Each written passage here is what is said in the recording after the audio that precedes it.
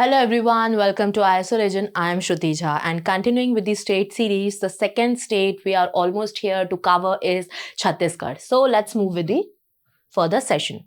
So Chhattisgarh को जब आप देखते हो, मध्य प्रदेश वाला जब सेशन आपने देखा होगा तो मैंने उसमें बताया था कि छत्तीसगढ़ जो है वो मध्य प्रदेश का ही पार्ट हुआ करता था, ठीक है।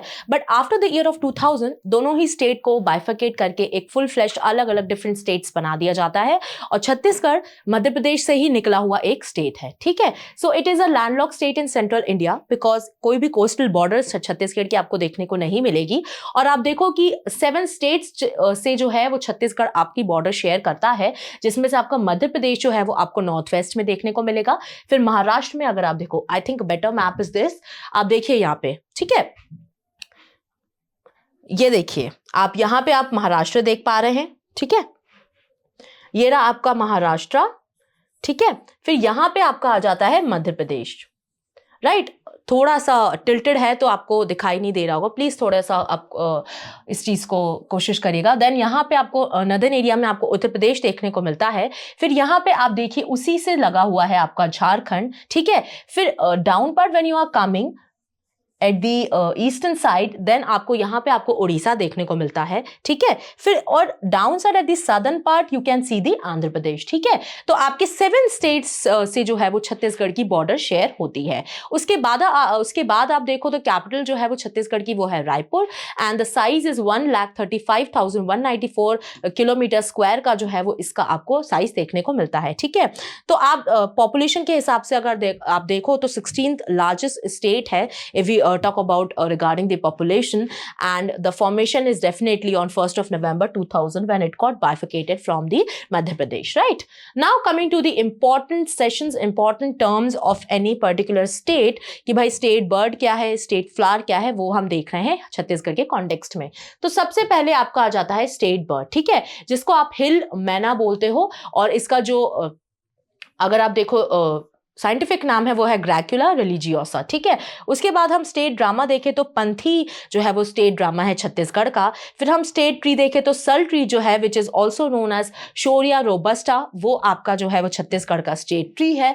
फिर आप अगर देखो स्टेट एनिमल आप देखो तो वो है वाइल्ड एशियन बफेलो, जिसको आप ब्यूबैलस अर्नी भी बोलते हो। फिर आप स्टेट फ्लावर को देखो तो मैरीगोल्ड, जो कि आप टेगिटिस जो है इसका साइंटिफिक नेम है। तो ये जो चीजें हैं बहुत इंपॉर्टेंट होती हैं कि भाई स्टेट फ्लावर क्या है, स्टेट बर्ड क्या है, ये आपको पता होना चाहिए, ठीक है। Now coming to the brief history of Chhattisgarh, तो देखिए जो छत्तीसगढ़ जब आप नेम को देखते हो छत्तीस और गढ़, ठीक है, तो छत्तीस रेफर्स टू 36 एंड गढ़ रेफर्स टू द फोर्ट्स, ठीक है। तो हैया डायनेस्टी का माना जाता है कि भाई इन्होंने जो है इस एरिया को छत्तीसगढ़ के नाम से फेमस किया था और हैया डायनेस्टी ने जो है इनिशियली काफी ज्यादा इस पे रूल किया था, वहीं से जो नेम है इसका कंटिन्यू होता चला आ रहा है। उसके बाद आप देखो कि भाई मराठास जो हैं वो अपनी सुप्रीमेसी हासिल करते हैं इस स्टेट के ऊपर और हैया डायनेस्टी से वो ले लेते हैं, ये किंगडम को कैप्चर कर लेते हैं इन द ईयर ऑफ 1741।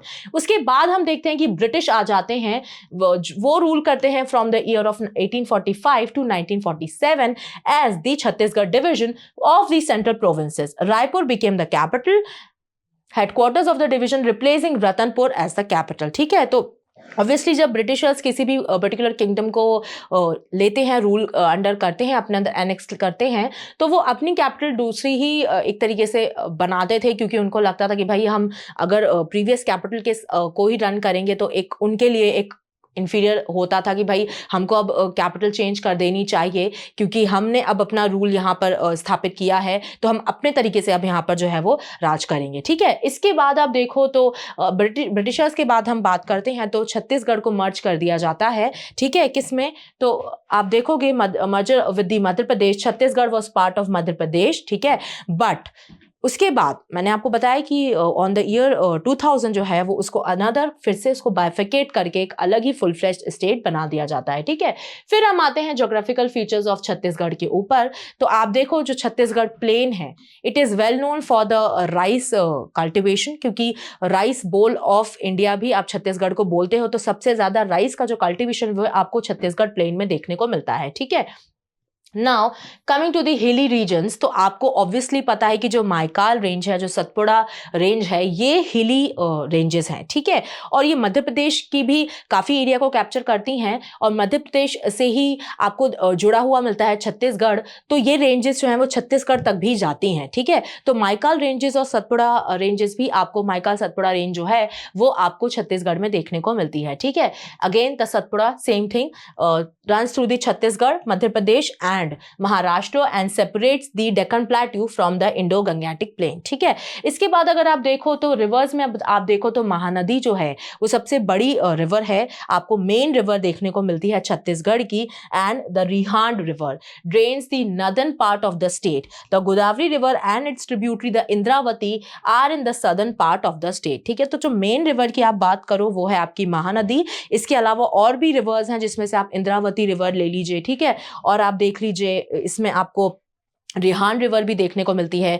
तो ये सारी जो रिवर्स हैं वो आपको छत्तीसगढ़ में फ्लो होती हुई दिखेंगी, ठीक है। उसके बाद अगर आप फॉरेस्ट की आप बात करो तो अबाउट 44% ऑफ द फॉरेस्ट जो है वो आपका छत्तीसगढ़ में आपको देखने को मिलता है। 44% of area of Chhattisgarh is getting covered by the forest. Now coming to the economy of Chhattisgarh, ठीक है। तो देखिए मैंने आपको बताया कि भाई इसको जो है वो राइस बोल ऑफ इंडिया बोला जाता है। क्यों बोला जाता है? क्योंकि राइस का कल्टिवेशन आपको प्लेन्स में, छत्तीसगढ़ प्लेन्स में जो हम देख रहे थे वो काफी देखने को मिलता है और इसमें ये डेफिनेटली लीडिंग प्रोड्यूसर है छत्तीसगढ़ राइस के कॉन्टेक्स्ट में, इसलिए इसको राइस बोल ऑफ इंडिया बोला जाता है, ठीक है। इसके बाद आप माइनिंग और मिनरल्स में देखो तो देखिए जब ये मध्य प्रदेश का पार्ट हुआ करता था, छत्तीसगढ़ और Madhya Pradesh was used to be the leading producers in every context, ठीक है। हर एक मिनरल में जो है वो ये दोनों ही टॉप करते थे क्योंकि एक साथ एक स्टेट की तरह ये थे उस वक्त। बट अभी जब से बाइफिकेशन हुआ है तो मेजरली भी काफी जो रिजर्व्स हैं, जो मिनरल का आपको एक पार्ट होता है वो मध्य प्रदेश का काफी छत्तीसगढ़ में शिफ्ट हो गया है।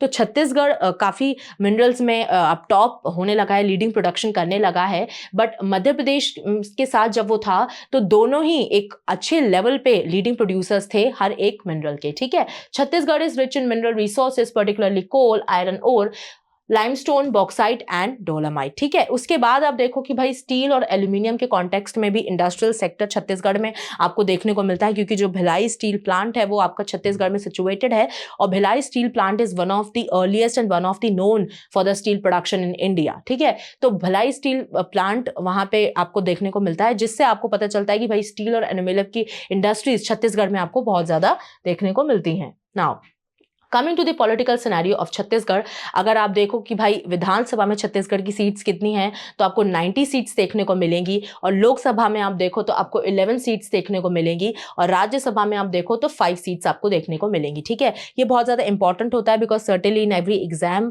अब रैंडमली स्टेट्स की सीट्स जो है वो पूछी जा रही हैं कि भाई मध्य प्रदेश में कितनी राज्यसभा सीट्स हैं या फिर गुजरात में आपको कितनी लोकसभा सीट्स हैं, तो सीट्स आपको हर एक स्टेट की याद होना चाहिए। फिर अगर हम यहाँ के देखें गवर्नर देखें तो रमेन डेका जी जो हैं वो अभी छत्तीसगढ़ के गवर्नर हैं। उसके बाद आप सीएम देखें तो विष्णुदेव साई जो हैं वो यहाँ के चीफ मिनिस्टर हैं छत्तीसगढ़ के।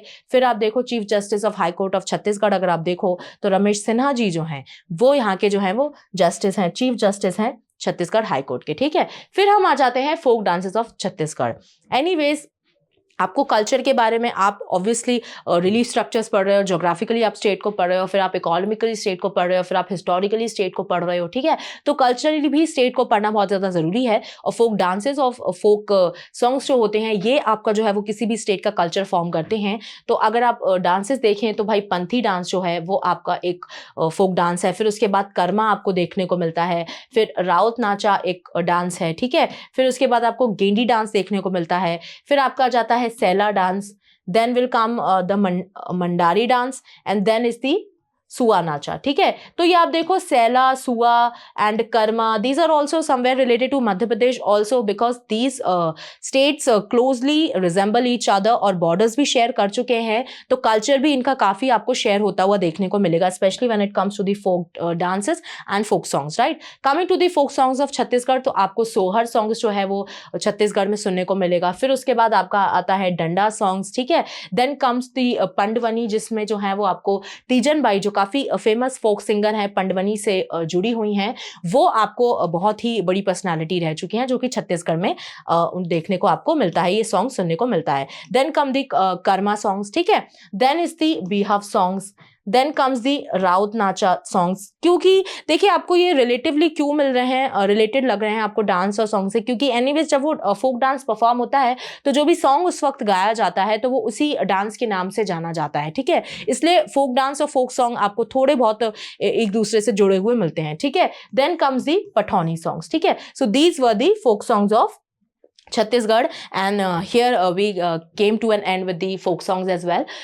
Now this is the end of the session. Thank you so much for watching my video, and stay tuned for seeing more state series. आप और states को इस series में अब cover करते हुए मुझे देखेंगे, and thank you so much, and please subscribe to our channel IAS Origin. Till then पढ़ते रहिए, खुश रहिए, जय हिंद, जय भारत।